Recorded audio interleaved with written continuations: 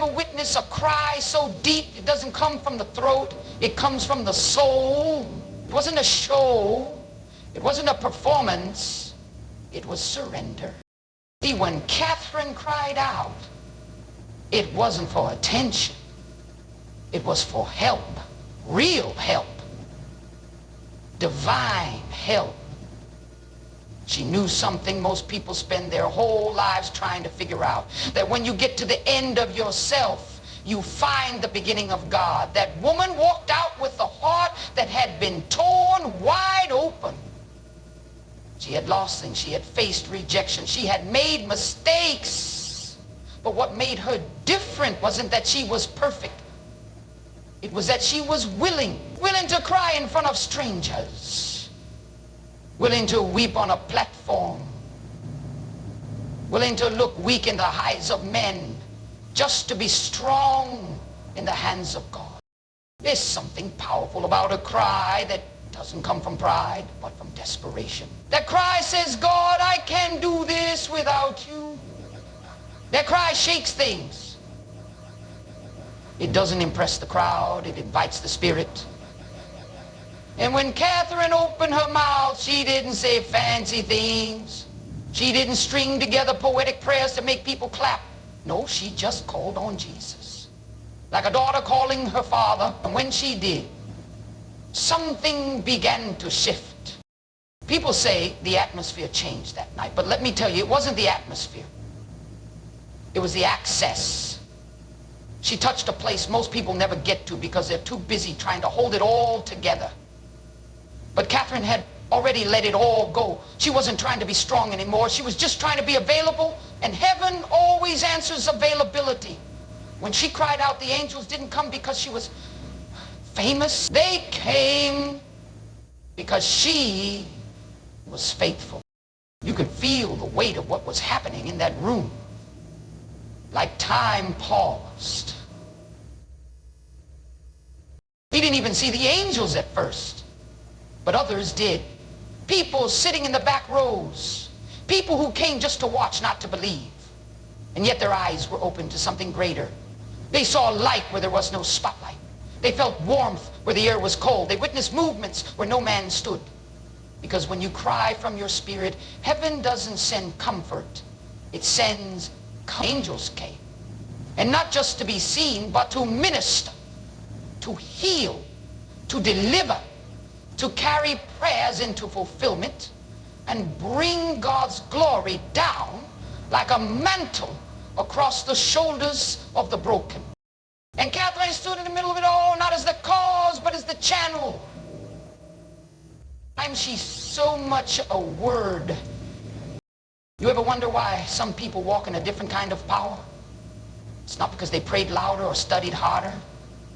It's because they cried out in secret when no one was watching. They said yes when it cost them everything. They trusted God in the silence, so when they finally spoke, all of heaven backed their voice.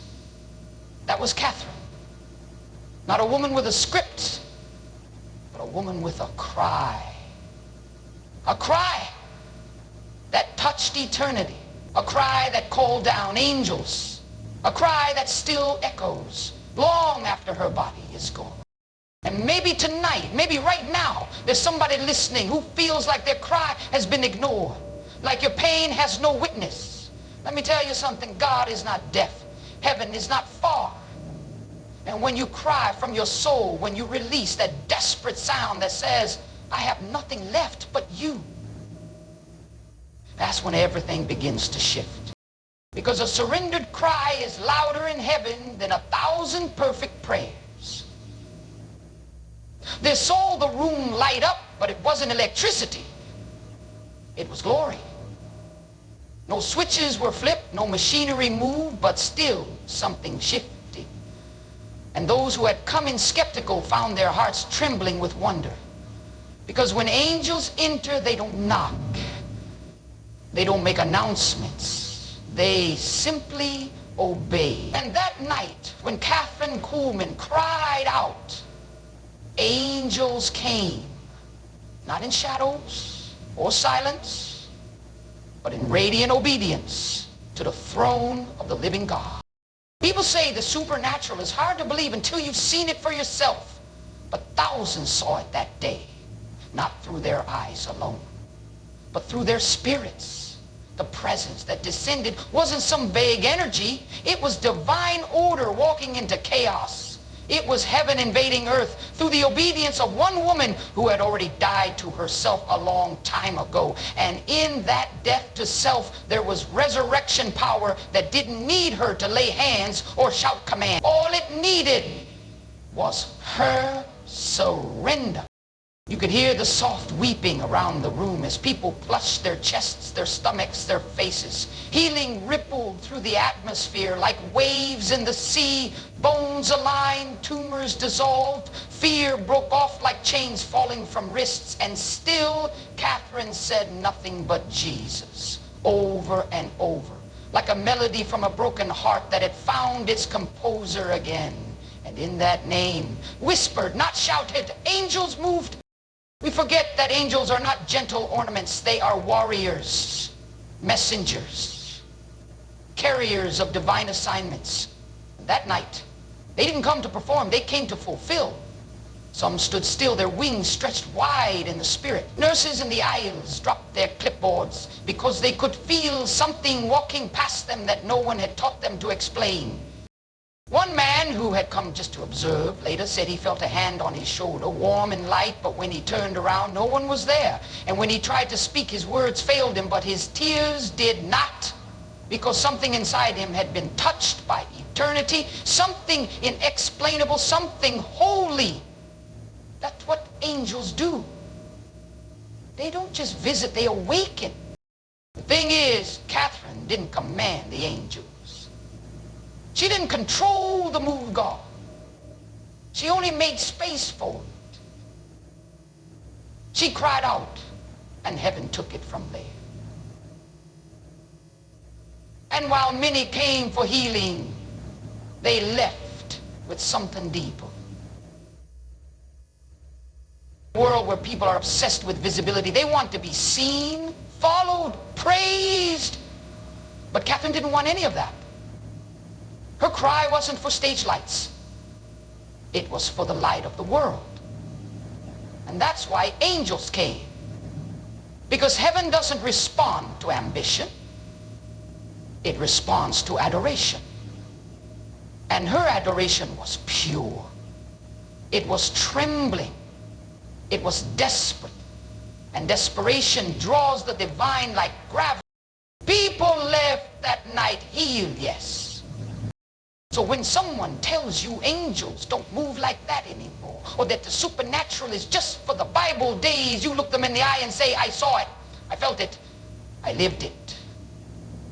Because once you stood in the overflow of someone else's surrender, you never doubt what heaven can do with yours. She never walked onto a stage to be worshipped. She walked up like someone still limping from the secret battles nobody clapped for. And that's exactly why God used her. Because where everyone else was looking for the polished, the perfect, the put together, he was looking for the poured out. Kathryn Kuhlman wasn't trying to impress the crowd. She was trying to obey the call. And the call didn't require charisma. It required crucifixion of ego. There was something in her eyes, knowing a holy ache, not from arrogance, but from intimacy with the one who had broken her to remake her. You could tell by the way she carried the weight of glory. It wasn't heavy on her shoulders. It was heavy on her soul, because she understood something most never grasp. To be a vessel means to be empty, not elevated. To carry God's fire, you have to burn away every trace of self. That's why miracles followed her. Not because she chased them, but because she chased God. He wasn't a part of her ministry. He was the ministry. She made room for him, and he filled the room in return. And people began to see what power looks like when it's not claimed but entrusted, when it's not flexed but flowed. She used to say, I believe in miracles. Yes, but I believe in God more. And that line It wasn't just poetic. It was a sore. So low that only God could lift. And he did. Not to exalt her, but to reveal himself through her. People would come from all over the world. Not for her, but for the presence that seemed to follow her like a shadow. And here's what's wild. She was just as in awe as they were. Sometimes she would cry in the middle of a miracle, not because of the wonder of it, but because of the weight. The weight of being trusted by God to host something so holy. And she never let herself forget she was just a vessel. You could tell by how often she wept. Real tears, not stage-crafted emotion, but the kind of tears that come from a heart always at the feet of Jesus. She didn't shout at demons. She didn't scream to stir the crowd. She whispered, and hell still shook. They mocked her, you know. They accused her. They said a woman had no place preaching. They said her voice was too strange, her mannerisms too dramatic. But the sick were healed. The blind saw. The addicted walked free. You can't argue with fruit. And no amount of criticism could unanoint what God himself had touched. She didn't fight back. She didn't defend her name. She just kept showing up, eyes lifted, heart trembling, voice soft with reverence. That's what a vessel looks like. Not someone who shouts for attention, but someone who listens for instruction. Not someone who builds a brand, but someone who builds an altar. And Kathryn's life was an altar. Burnt offerings of pride laid down, sacrifices of self consumed. And out of the ashes rose a ministry that still echoes decades after she left this earth. You see, when God finds someone who won't touch his glory, he will trust them with his power. And when he trusts someone with his power, he'll pour it out in ways that defy explanation. That's what Kathryn taught us. That you don't have to be perfect. You don't have to be loud. You don't even have to be understood. You just have to be available and unafraid to be broken in front of people who expect you to be strong. Because God doesn't use the ones who want the spotlight. He uses the ones who know where the true light comes from. You didn't need to see her to feel it. You could be at the back of the room, behind the cameras, tucked in the balcony where no one noticed you, and still something would grip your chest the moment she stepped forward. Thick. There was no orchestra playing, no fog machines, no flashing lights, just her frail frame and a trembling voice. Yet when she opened her mouth, the air itself responded. People gasped, not at her, but at the presence that came rushing in like wind through a torn veil. Some fell to their knees before she even spoke a word. Others clutched their chests, overwhelmed by a love they couldn't name. It was heaven entering earth, not with noise, but with authority. Quiet authority. The kind that makes demons flee without a single shout. You see, Kathryn never depended on volume to move a room. She depended on the Spirit. And where the Spirit of the Lord is, there is liberty, not hype, not manipulation. Liberty, chains snapped in silence. Addictions broke with a whisper. Miracles unfolded in real time, right there in the pews, not just on the stage. Because the glory didn't hover over her. It blanketed the whole room. People in the lobby felt it. People in the parking lot felt it. It wasn't limited to space. It was glory. And the moment you stepped into that kind of atmosphere, everything changed. The weight of the world that had been crushing your shoulders suddenly lifted. Like invisible hands peeling sorrow off your soul. Tears streamed without explanation. Hearts beat harder, not from fear, but from awareness that you were not alone. That something divine had walked into your ordinary and made it sacred. That's what she carried. Not fame, not theatrics. Presence. She made room for God in a world that often tries to schedule him out. And because she made room, he filled it. Not because he needed her, but because she needed him. We've gotten so used to noise, haven't we? So used to stimulation and spectacle. But Kathryn showed us the power of stillness. She showed us that when you host the Holy Spirit, you don't need to entertain people. You need to awaken them. And she did. Over and over.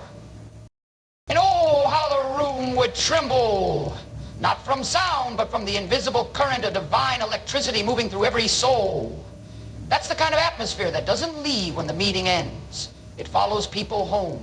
It lingers in their cars. It echoes in their dreams. Because it wasn't just Kathryn's ministry. It was a moment when eternity pressed through the fabric of time and left a fingerprint on every heart present. What made it even more beautiful was that she never took the credit. She didn't point to herself. She pointed up again and again because she knew that atmosphere didn't belong to her. She was a steward, not a source, a host. Say when the atmosphere changed, lives did too. Not temporarily, not emotionally, but permanently, because once you've encountered glory like that, you don't go back to religion as social. You start craving real presence. You start longing for something deeper than sermons and songs. You start chasing the one who walked into the room the night Kathryn whispered his name and heaven answered with fire. And maybe that's what we're missing today. Not louder preachers, not better stages, but surrendered hearts willing to say, "Come, Holy Spirit," and mean it with their whole lives. Because the moment he enters, everything shifts, and nothing, absolutely nothing, stays the same.